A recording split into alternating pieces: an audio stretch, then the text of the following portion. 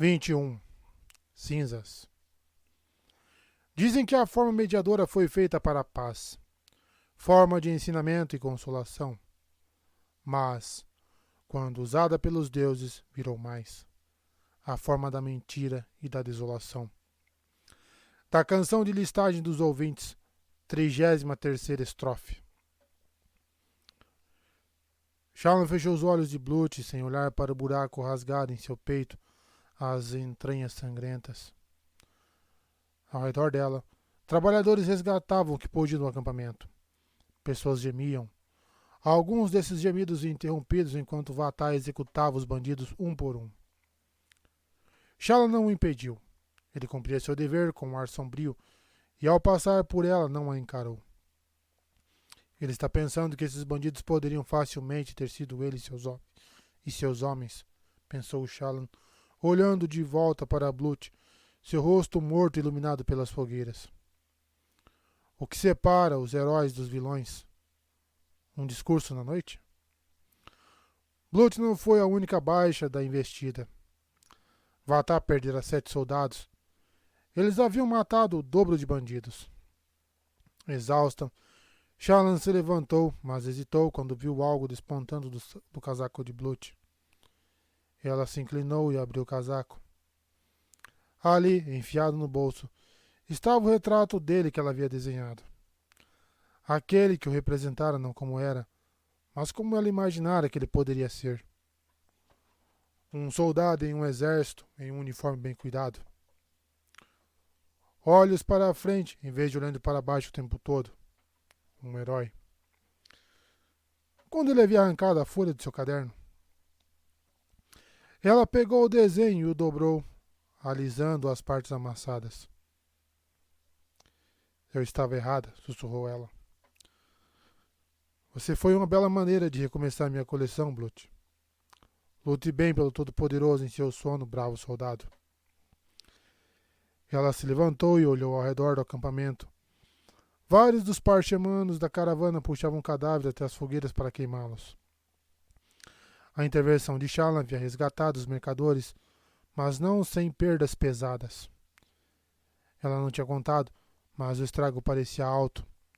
Dezenas de mortos, incluindo a maioria dos guardas da caravana, entre eles o homem irialiano que vira mais cedo.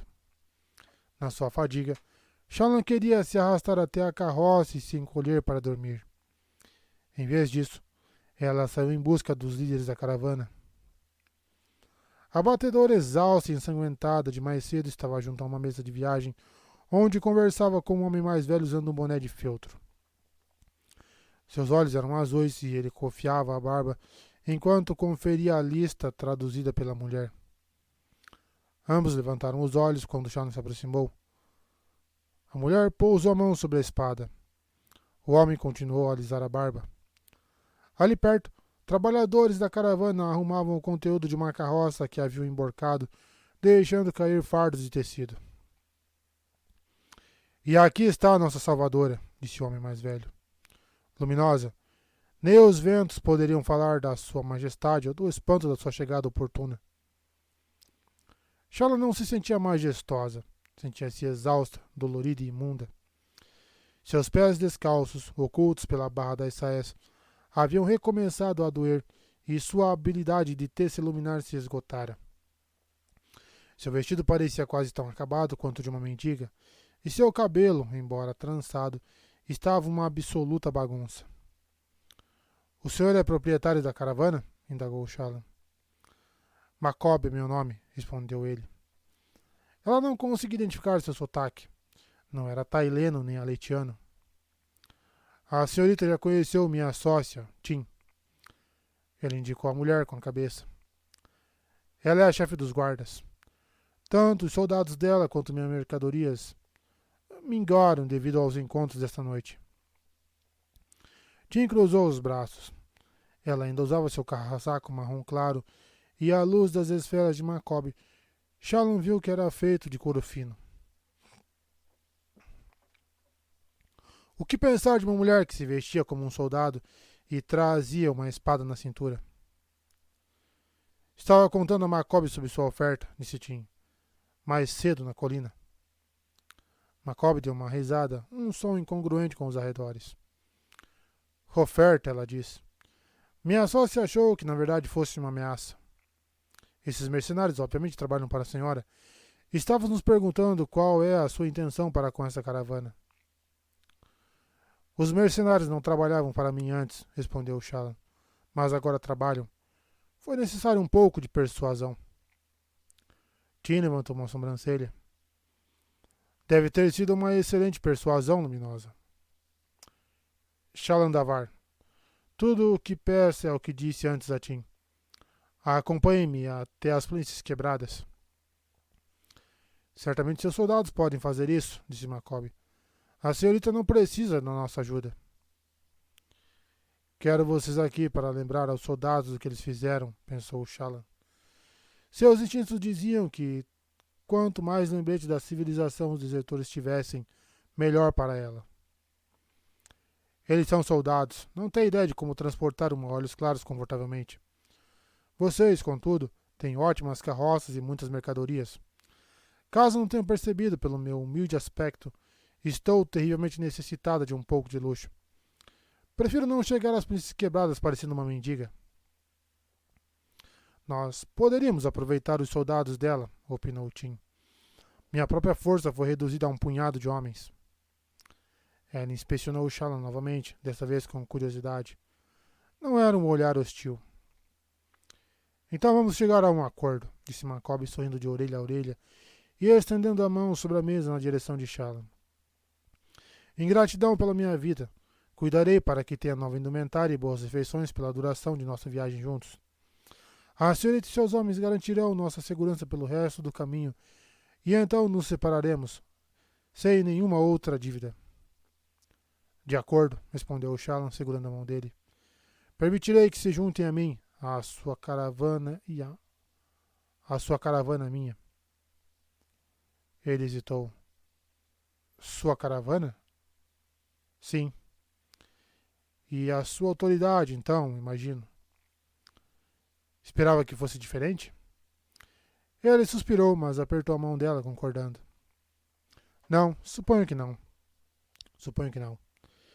Ele soltou sua mão, então indicou duas pessoas ao lado das carroças. Tivlak e Teg. E quantas aqueles dois? Eles são meus, respondeu Shallan. Vou lidar com eles. Só os mantenha na retaguarda da caravana, se possível, disse Macob, franzindo o nariz. Negócio desagradável. Prefiro que nossa caravana não seja contaminada pelo fedor dessas mercadorias. De qualquer modo, é melhor que a senhorita recolha seu pessoal. Logo vai cair uma grande tormenta. Com nossas carroças perdidas, não temos abrigos extras. Shallan deixou-os e atravessou o vale, tentando ignorar o fedor misturado de brasas e sangue. Uma forma surgiu na escuridão, seguindo ao lado dela. Vatar não parecia menos intimidador sob a iluminação dali. E então? Perguntou Shallan. Alguns dos meus homens estão mortos, disse ele em uma voz monótona. Eles morreram fazendo um excelente trabalho, e as famílias dos sobreviventes irão abençoá-los pelo seu sacrifício. Vatar pegou o braço dela, forçando-a a parar. Sua pegada era firme, até mesmo dolorosa. Você está diferente, disse ele. Shallan não havia percebido como ele era muito mais alto do que ela. Meus olhos me enganaram? Eu via uma rainha na escuridão. Agora vejo uma criança.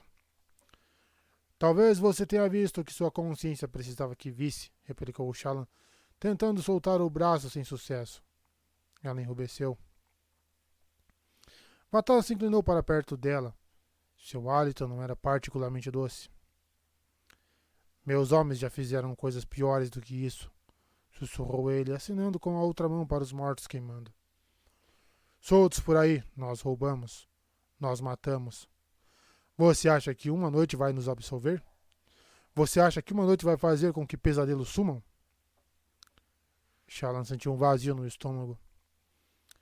Se formos com você para as planícies quebradas, seremos homens mortos, continuou Vatar. Seremos enforcados no instante em que voltarmos.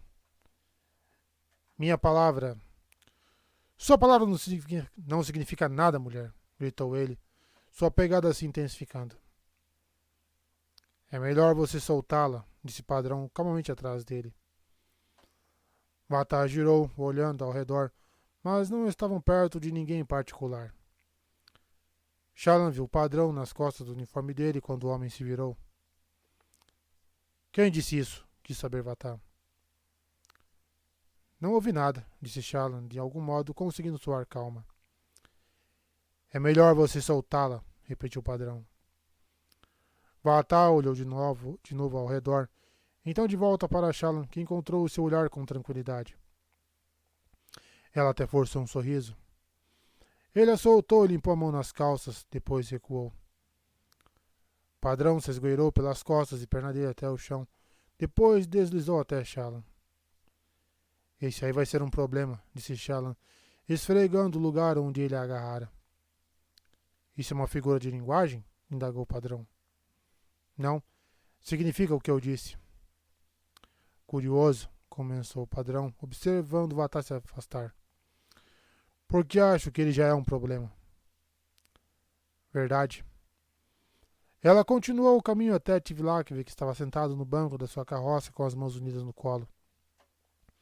Ele sorriu para Shallan, embora a expressão parecesse especialmente superficial naquele dia. Então a senhorita sabia desde o início? Perguntou ele amigavelmente. Sabia do quê? Disse Shallan com a voz cansada, mandando o Teg embora para que pudesse falar com Tivlak em particular. Do plano de Blut. Por favor, explique. Obviamente ele estava mancomunado com os desertores. Naquela primeira noite, quando ele voltou correndo para o acampamento, deve ter encontrado com eles e prometido deixar que nos capturassem em troca de compartilhar do butim. Foi por isso que eles não mataram vocês dois imediatamente quando a senhorita foi falar com eles. Ah, é? E, se era esse o caso, por que Blut voltou e nos avisou daquela noite? Por que ele fugiu conosco em vez de apenas deixar que seus amigos nos matassem ali mesmo? Talvez ele só tenha encontrado alguns deles, disse Tivlak. Sim. Eles acenderam fogueiras naquela colina para que pensássemos que havia mais homens. E então os seus amigos foram buscar o grupo maior. E... Ele murchou. Raios, isso não faz nenhum sentido. Mas como? Por quê? Devíamos estar mortos. O Todo-Poderoso nos protegeu, disse Shallan. Seu Todo-Poderoso é uma farsa. Torça para que seja, disse Shallan, caminhando até os fundos da carroça de Teg ali perto. Pois se não for, então a danação espera homens como você. Ela inspecionou a jaula. 5 escravos em roupas imundas estavam encolhidos ali dentro, cada um parecendo estar sozinho, embora estivessem próximos uns dos outros. Esses aqui agora são meus, informou Shallan. O quê? Tivlak se levantou do banco. Sua... Eu salvei sua vida, seu homenzinho ceboso. Você vai me entregar esses escravos como pagamento. Uma recompensa pelos meus soldados terem protegido você e sua vida inútil. Isso é roubo. Isso é justiça. Caso se incomode, apresente uma queixa ao rei nas planícies quebradas quando chegarmos lá. Não vou para as planícies quebradas, cuspiu Tivlak. A senhorita tem outras pessoas para conduzi-la agora, luminosa. Vou para o sul, como pretendia antes. Então irá sem eles, disse Shallan, usando sua chave, a que recebera para entrar em sua carroça para abrir a jaula. Você vai me entregar os documentos de escravidão. E que o pai das tempestades o ajude se alguma coisa não estiver em ordem, Tivlak. Sou muito boa em identificar falsificações.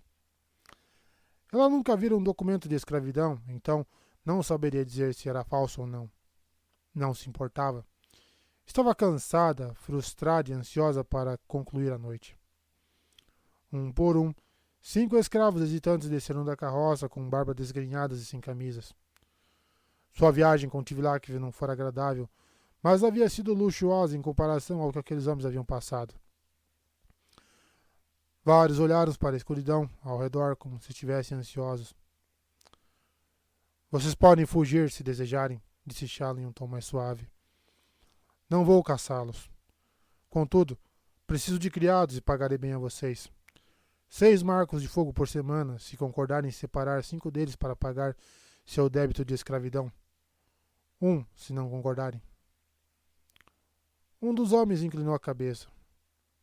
Então, recebemos a mesma quantia de qualquer modo? Que sentido faz isso? O melhor sentido, disse Shallan, voltando-se para Tivlakv, que estava sentado com a cara irritada. Você tem 3 carroças, mas apenas 2 condutores. Pode me vender a terceira carroça? Ela não precisaria do chule.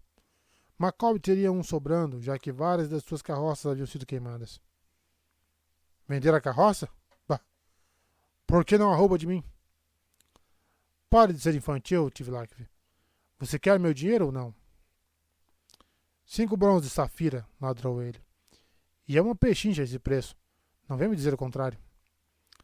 Ela não sabia se era verdade ou não, mas podia pagar com as esferas que tinha, mesmo que a maioria estivesse escura. Não vou te dar meus parchemanos, disse Tivlakv rispidamente. Pode ficar com eles, replicou Shallan. Precisaria conversar com o mestre da caravana sobre sapatos e roupas para seus criados. Enquanto se afastava para ver se podia usar um chule extra de Macob, passou por um grupo de trabalhadores de caravana esperando ao lado de uma das fogueiras. Os desertores jogaram o último corpo, um dos seus, nas chamas, então recuaram, limpando o suor das testas. Uma das olhos escuros da caravana se adiantou, estendendo uma folha de papel para um ex-desertor. Ele a pegou, coçando a barba. Era um homem com olho baixinho que havia falado durante o discurso de Shallan. Ele mostrou a folha para os outros. Era uma oração feita de runas familiares, mas não uma de lamentação, como o Shallan teria esperado. Era uma oração de agradecimento. Os ex-desertores se reuniram em frente às chamas e olharam para a oração. Então se viraram e olharam adiante, vendo, como se pela primeira vez, as dezenas de pessoas assistindo, silenciosas na noite. Algumas tinham lágrimas no rosto, outras seguravam as mãos de crianças. Shallan não havia percebido as crianças antes, mas não estava surpresa ao vê-las. Trabalhadores de caravanas passavam a vida viajando e suas famílias viajavam com eles. Ela parou um pouco além dos trabalhadores da caravana, quase totalmente encolhida na escuridão. Os desertores não pareciam saber como reagir, cercados por aquela constelação de olhos agradecidos e apreciação chorosa. Finalmente, eles queimaram a oração. Shallan curvou a cabeça, como a maioria daqueles que estavam assistindo. Quando se afastou, eles estavam empertigados, assistindo às cinzas da oração, ascendendo rumo ao Todo-Poderoso.